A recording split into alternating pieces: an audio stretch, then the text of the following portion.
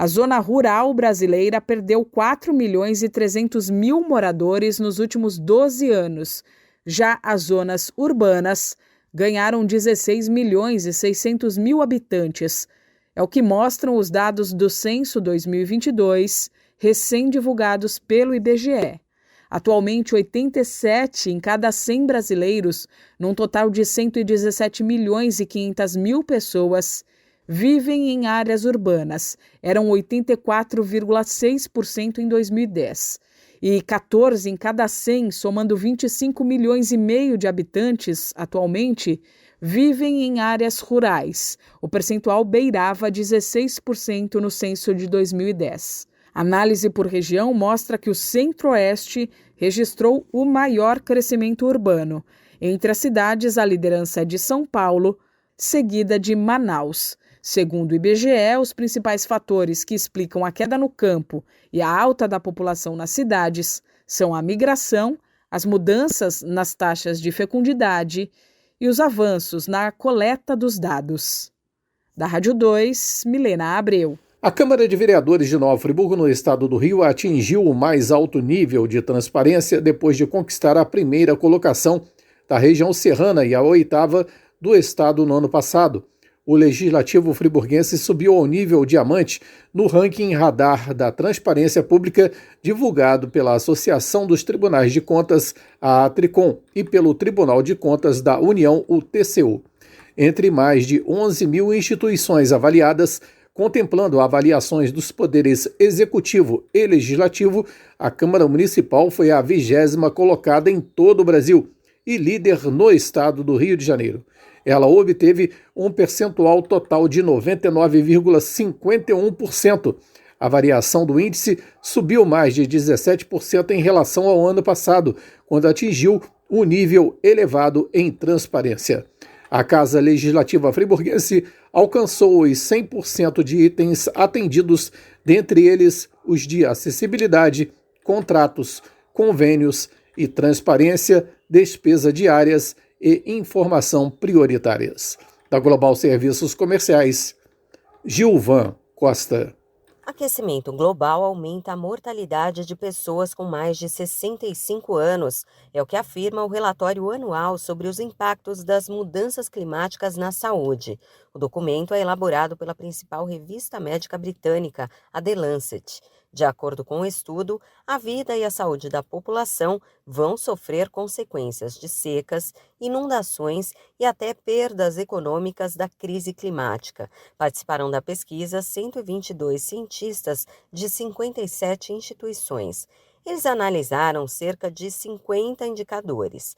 Uma das conclusões é que a exposição prolongada do corpo humano a temperaturas cada vez mais altas aumenta os efeitos na saúde física e mental. Além disso, a mortalidade entre pessoas com mais de 65 anos devido ao calor aumentou 167% em relação à década de 1990.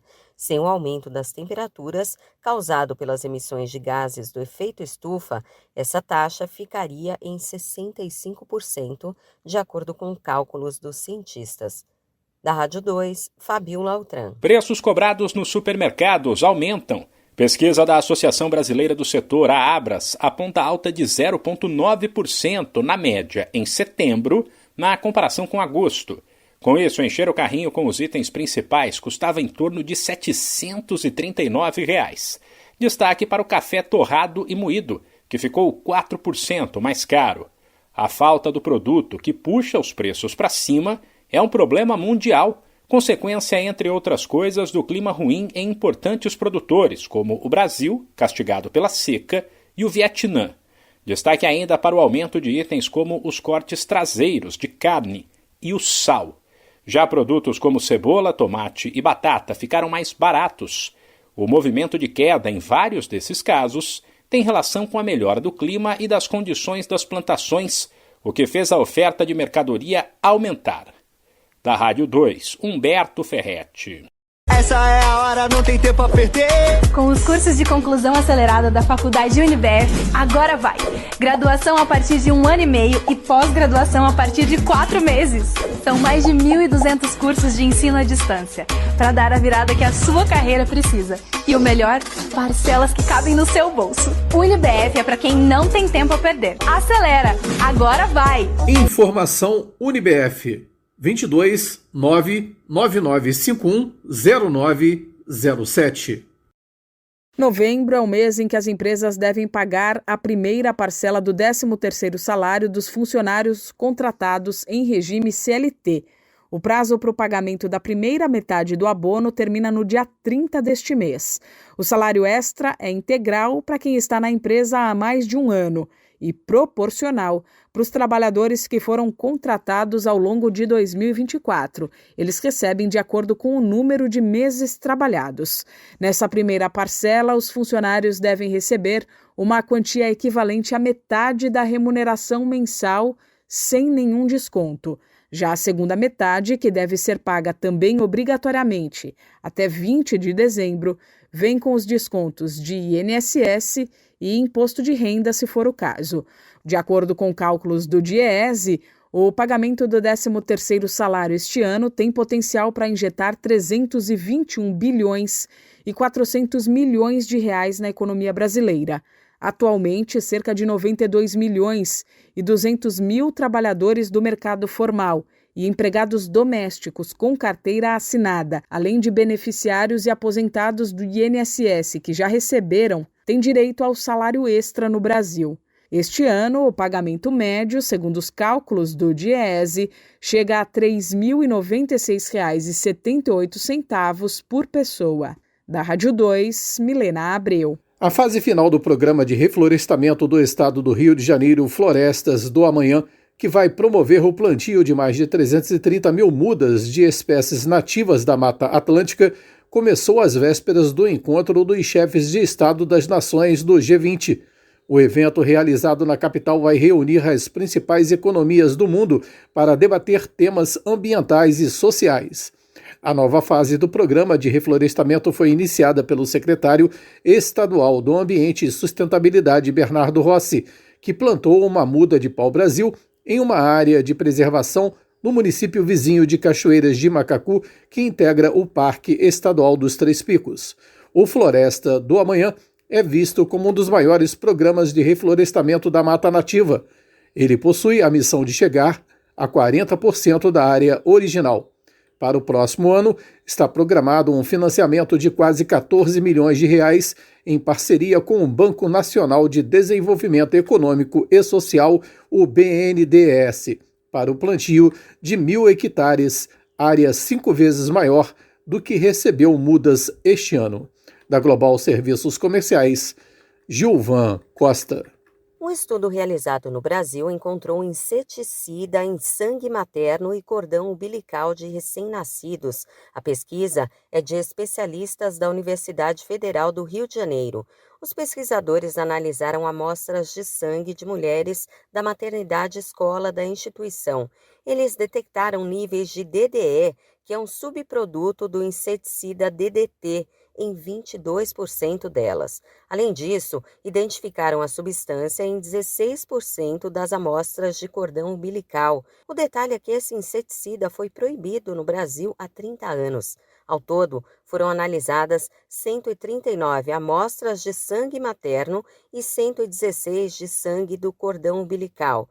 Os pesquisadores ainda avaliaram 40 amostras de leite materno no primeiro mês após o parto, 47 no terceiro mês e 45 amostras de 6 meses após o nascimento. No leite, o inseticida também foi encontrado, mas em níveis menores. Segundo os especialistas, o DDT é uma substância química muito estável no ambiente e no organismo e, portanto, ainda há subprodutos dele circulando tanto tempo após terem sido proibidos. Os níveis mais elevados foram encontrados principalmente entre mulheres que eram obesas antes da gestação e entre mulheres não brancas com mais de 40 anos. A substância oferece riscos de nascimento prematuro, de baixo peso ao nascer e de obesidade na adolescência. Da Rádio 2, Fabiola Altran. Reúna os amigos e a família e vá ao Bona Pizza. O funcionamento é de segunda a segunda até às 10 da noite. Localizado na praça de alimentação do Friburgo Shopping, o Bona Pizza oferece pizzas doces e salgadas, lanches rápidos, sucos e refrigerantes. Bona Pizza do Shopping da Praça. Telefone com WhatsApp 2523 3025. 2523 3025. Transtorno de déficit de atenção aumenta o risco de obesidade em crianças. É o que revela uma pesquisa publicada em uma revista científica especializada. O estudo mostrou que o TDAH está associado a alterações no peso enquanto ainda bebê e na infância, e essas alterações podem influenciar a saúde a longo prazo. De um lado, as crianças diagnosticadas com transtorno de déficit de atenção e hiperatividade nascem com menos peso, porém têm uma maior chance de ganharem bastante peso anos depois. De acordo com a pesquisa, aos 5 anos de idade, a probabilidade de crianças com TDAH terem obesidade aumenta. O risco é maior ainda após os 7 anos em meninas e aos 11 em meninos. Essa probabilidade não contempla os pequenos que tomavam medicamentos para controlar o transtorno. Os pesquisadores afirmam que estudos sobre as causas disso ainda são escassos. Para os resultados, foram analisados dados de mais de 7.900 crianças nascidas entre 2000 e 2002. Da Rádio 2, Fabiola Altran. Numa cerimônia que uniu literatura e diversas manifestações artísticas, jovens autores de todo o estado participaram no Teatro Riachuelo, no Rio, da entrega do Prêmio Rio de Letras, realizado pela Firjan SESI, com curadoria da Academia Brasileira de Letras e parceria da Secretaria Estadual de Educação. Sobre o tema Histórias de Diversidade, 58 produções nas categorias crônicas, contos e poesias de alunos do ensino médio das escolas Firjan SESI, escolas estaduais e trabalhadores da indústria foram selecionados pelos próprios acadêmicos e reunidas num livro publicado pela Firjan SESI sob a chancela da Academia Brasileira de Letras. Entre os premiados estão 2 alunas da escola Firjan SESI Nova Friburgo, Johanna Moreno dos Santos Moura, que ficou em segundo lugar na categoria Poesias, primeiro ano, e Laura Melo Santos, terceiro lugar na categoria Contos, terceiro ano. A premiação tem como objetivo estimular a leitura e o desenvolvimento da escrita, da criatividade e do pensamento crítico. Da Global Serviços Comerciais, Gilvan Costa. A arrecadação de impostos caminha para fechar novembro em alta. Só na primeira metade do mês, os brasileiros pagaram cerca de 145 bilhões de reais em tributos, 20 bilhões a mais que no mesmo período do ano passado.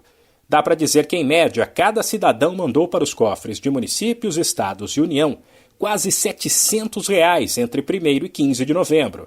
Os números são do Impostômetro da Associação Comercial de São Paulo. O crescimento da economia, com a melhora do emprego e da renda, seria uma das explicações para o aumento da arrecadação, que tem sido observada não só agora, mas ao longo de 2024. Já que quando as pessoas consomem mais, elas também pagam mais impostos. Porém, vale lembrar, por exemplo, a inflação e a retomada da cobrança de tributos sobre os combustíveis, que estavam suspensos. O total de impostos pagos pelos brasileiros nesse ano já passa de 3 trilhões de reais. Da Rádio 2, Humberto Ferretti. A maioria dos brasileiros são favoráveis à proibição do celular nas escolas. Um levantamento da Nexus Pesquisa em Inteligência de Dados aponta que 86% da população concorda com algum tipo de restrição ao uso do aparelho nas unidades de ensino. Já 54% são a favor da proibição total do uso de celular nas escolas e 32% acreditam que a utilização do aparelho deve ser permitida somente em atividades didáticas e pedagógicas com autorização dos professores.